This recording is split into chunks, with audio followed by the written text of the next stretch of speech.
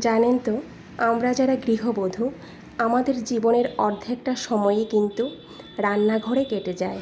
তাই 2 ঘন্টা বসে বসে ভাবলাম এমন কি রেসিপি তৈরি করা যায় যে রেসিপিটা হবে সর্বগুণ সম্পন্ন আর সময় লাগবে মাত্র 10 মিনিট। সম্পূর্ণ ভিডিওটি দেখতে থাকুন, তাহলে বুঝতে পারবেন যে আমি কি বলতে চাইছি। রাধে কৃষ্ণ বন্ধুরা, আমি টুলটুল, আর এই টুলটুলের রান্নাঘরে আপনাদের সবাইকে স্বাগত। তাহলে চলুন আমি এই রেসিপিটা কি করে তৈরি করছি দেখে নেওয়া যাক। আর বন্ধুরা, আরেকটা কথা, এই রেসিপিটা আপনারা ব্রেকফাস্ট, লাঞ্চ আর ডিনারেও কিন্তু তৈরি করতে পারবেন। আর এই রেসিপিটা বাচ্চাদের স্কুলের টিফিনের জন্য একটা বেস্ট রেসিপি। তাহলে আর কথা না বাড়িয়ে চলুন কি করে এই রেসিপিটা তৈরি করলাম দেখে নেওয়া যাক। সবার প্রথম চায়ের কাপ মেপে 1 কাপ পরিমাণ সয়াবিনকে ফোটানো জলের মধ্যে 30 মিনিটের জন্য ভিজিয়ে রেখেছিলাম। দেখুন সয়াবিনটা কিন্তু একদম সফট হয়ে গেছে। 30 মিনিটের জন্য ভিজিয়ে রাখলে কিন্তু সয়াবিনটা ভালো করে সফট হয়ে যায়। এবার সয়াবিনে থাকা জলটা এইভাবে হাত দিয়ে চেপে ফেলে দেব। এবার সয়াবিনগুলিকে একটা বাটির মধ্যে নিয়ে নেব। সয়াবিনের সঙ্গে এখানে আমি কিছু মশলা দিয়ে দেব। তার মধ্যে আছে 1 চামচের 3 ভাগের 1 ভাগ গোটা জিরা, হাফ ইঞ্চি পরিমাণ আদা, 4 থেকে 5টা কাঁচামরিচ আর 1 মুঠো পরিমাণ ধনেপাতা। এবার সমস্ত উপকরণ একসঙ্গে করে একটা মিক্সি জারের মধ্যে নিয়ে নেব। তারপর কোনো রকম জল না দিয়ে পেস্ট করে নেব। এই দেখুন, একদম মিহি পেস্ট কিন্তু হবে না, একটু দানা দানা থেকে যাবে। এবার একটা প্লেটের মধ্যে রেখে প্লেটটা সাইডে রেখে দেব। চলে যাচ্ছি অন্য প্রসেসে। এবার একটা বড় আকারের বাটি নিয়ে নেব।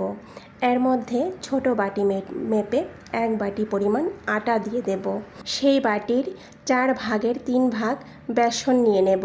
যতটুকু আটা তার থেকে একটু কম বেসন নিয়ে নেব। তার সঙ্গে পরিমাণ মতো লবণ দিয়ে দেব।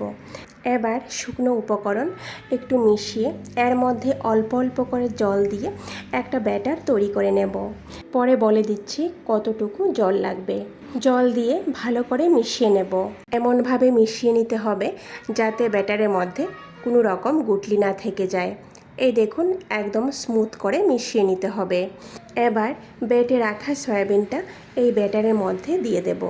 সঙ্গে অল্প অল্প করে জল দিয়ে আবারও ভালো করে মিশিয়ে নেব।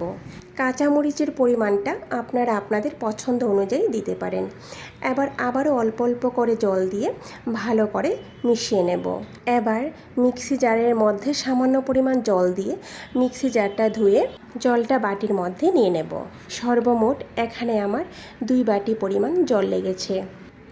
এই দেখুন বন্ধুরা, ব্যাটারের কনসিস্টেন্সি, ব্যাটার না বেশি ঘন হবে না বেশি পাতলা হবে।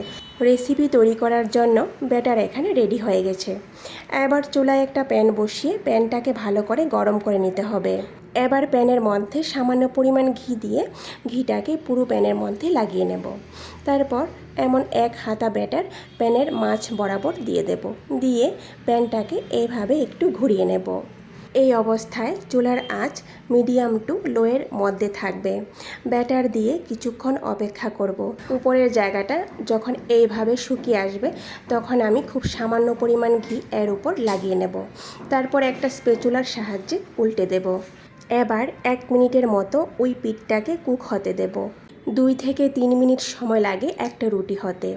এই দেখুন, একটা রুটি এখানে তৈরি হয়ে গেছে। এবার এটাকে একটা প্লেটের মধ্যে নামিয়ে নেব। আর প্রত্যেকটি রুটি দেওয়ার আগে সামান্য পরিমাণ ঘি ব্রাশ করে নেব। তো বন্ধুরা, এইভাবে আমি প্রত্যেকটি রুটি তৈরি করে নেব। আর এখানে ঘি কিন্তু খুব বেশি দিতে হয় না, সামান্য পরিমাণ ঘি দিলেই চলে। আপনারা এখানে ঘিয়ের পরিবর্তে তেলও ব্যবহার করতে পারেন। বন্ধুরা, এই রুটি দুটো খেলে পেট ভরে যায়।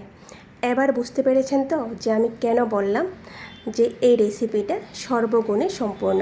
সবগুলো রুটি তৈরি করে আমি টক দই আর সস দিয়ে সার্ভ করে নেব। বন্ধুরা, ভিডিওটি সম্পূর্ণ দেখার অনুরোধ রইল। কেমন হয়েছে কমেন্ট করে নিশ্চয়ই জানাবেন। আর যদি ভালো লেগে থাকে তাহলে সবার শেষে লাইক, শেয়ার আর সাবস্ক্রাইব করে দেবেন। নমস্কার, আজকে এই পর্যন্তই। কথা হবে আবারও পরের ভিডিওতে।